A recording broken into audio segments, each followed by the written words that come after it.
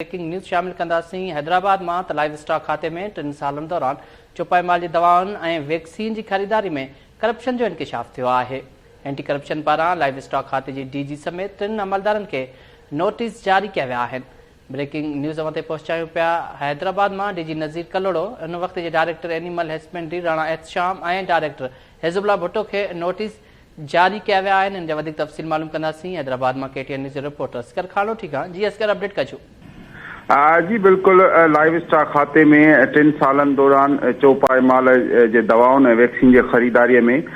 करोड़े रुपयनि जे करप्शन ऐं बदनामियुनि जो इंकशाफ थियो आहे। इन हवाले सां एंटी करप्शन खाते पारां लाइव स्टॉक जे डीजी नज़ीर कलोड़े ऐं डायरेक्टर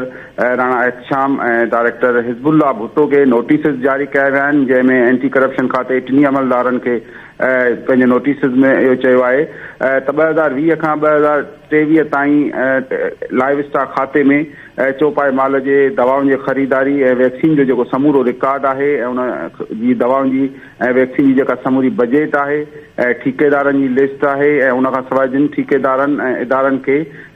चौपाईमाल जे दवाउनि ऐं वैक्सीन जे ख़रीदारी जे हवाले सां जेके चेक जारी कया विया आहिनि उन जो समूरो रिकॉर्ड खणी 23 जनवरी ते जांच टीम जे आॾो पेश थियो ऐं पंहिंजे उन रिकॉर्ड जे आधार ते बयान भी रिकॉर्ड करायो। उन हवाले सां एंटी करप्शन खाते पारां डीजी नज़ीर कलोड़े के ऐं ॿिनि अमलदारनि के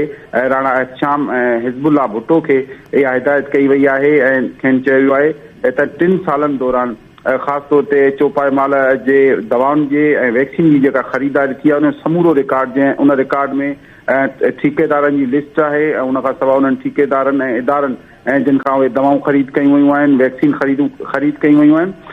ऐं उन मद में ऐं उन्हनि खे जेके चेक जारी कया विया आहिनि उनजो जेको समूरो रिकॉर्ड आहे उन्हनि 3 सालनि जो 2020 खां 2023 ताईं जो उहो पेश कयो वञे ऐं उन रिकॉर्ड जे आधार ते उहो पंहिंजो बयान बि जमा कराइनि। जी असगर खानोटी, तफ़सील ॾियण लाइ अवां जी वॾी महिरबानी।